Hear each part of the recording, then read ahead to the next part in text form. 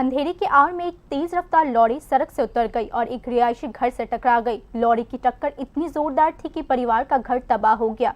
ये घटना बुधवार रात को आर.के. नगर इलाके में बुजुर्गनगर पुलिस स्टेशन के अंतर्गत एक क्षेत्र में हुई।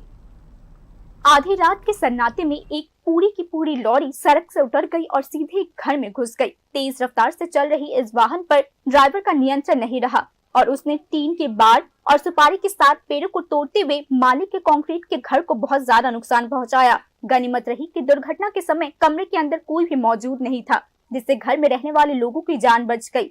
ये दुर्घटना बुधवार रात को आर.के. नगर इलाके में ग्रुप सेंटर के पास बुजुर्गनगर पुलिस स्टेशन के अंतर्गत हुई।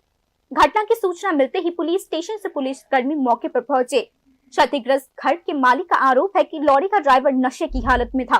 पुलिस ने इसके बाद ड्राइवर को हिरासत में ले लिया। दुर्घटना के बाद घर के मालिक ने हुए नुकसान के लिए उचित मुआवजे की मांग की।